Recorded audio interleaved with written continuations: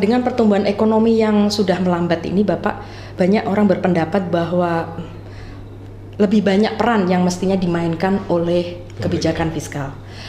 Namun dalam hal ini ketika pemerintah berusaha untuk menggenjot pengeluaran, ada masalah dengan pembiayaannya, yaitu penerimaan pajak. Dengan pertumbuhan ekonomi yang rendah, maka penerimaan pajak akan short, dan yang terjadi adalah kita butuh pembiayaan dari luar, dari pasar maupun lembaga multilateral.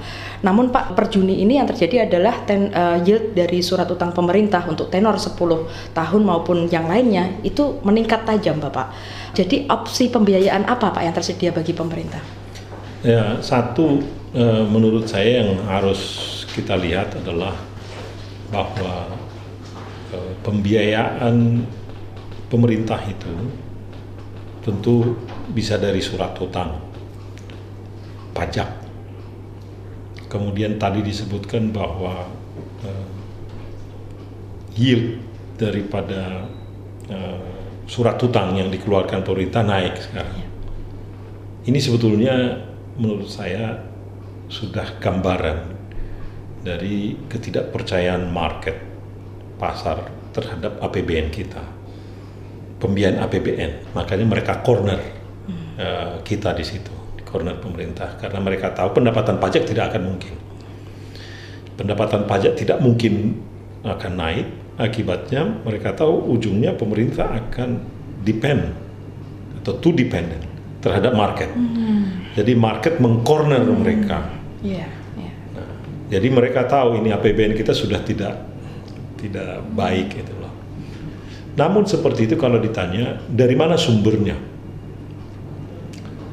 Sebetulnya satu yang kita bisa lihat adalah kebijakan fiskal. Saya lakukan hitung-hitungan ya, exercise. Sebetulnya kebijakan fiskal kita itu masih tetap bisa lebih besar. Potensi pengeluaran kita lebih besar dibandingkan tahun 2014. Maaf. Kenapa begitu? Karena memang ada saving kita dari subsidi. Ya, sekitar 35 sampai 40 triliun. Tapi oke lah, itu kan lumayan.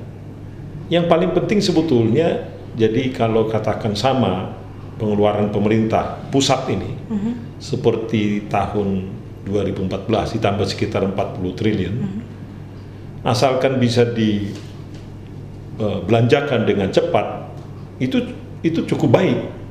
Jadi tidak harus menjadi 4,7, tahun lalu kita 5,1. Jadi boleh dikatakan belanja pemerintah tahun 2015 ini meskipun dengan short tadi di pajak ya, itu tetap masih lebih besar. Itu satu. Yang kedua, bahkan pengeluaran pemerintah, potensi pengeluaran pemerintah daerah itu lebih besar lagi, karena potensi pengeluaran pemerintah atau pengeluaran pemerintah daerah itu bukan berdasarkan realisasi penerimaan pajak, tapi berdasarkan APBNP.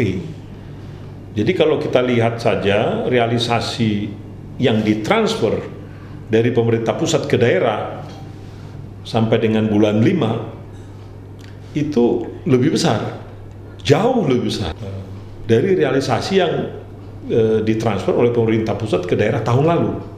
Pertanyaan adalah sebetulnya seberapa efektif uang tadi bisa dibelanjakan, baik uang di pemerintah pusat ya maupun di pemerintah daerah. Nah, kalau pertanyaan lebih lanjut, kalau seperti ini terus uangnya masih kurang, terus untuk ekspansi fiskal masih kurang, dari mana pembiayaan?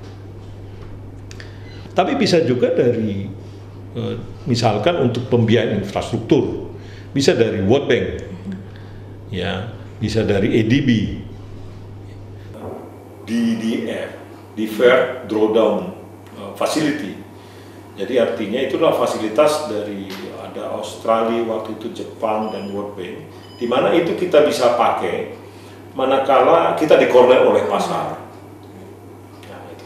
Jadi gabungan dari sini, tapi menurut saya harus melihat bahwa utang itu belakangan, tetapi gunakan dulu secara efektif baik uang yang diperoleh dari pajak oleh pemerintah pusat, apalagi yang daerah. Iya.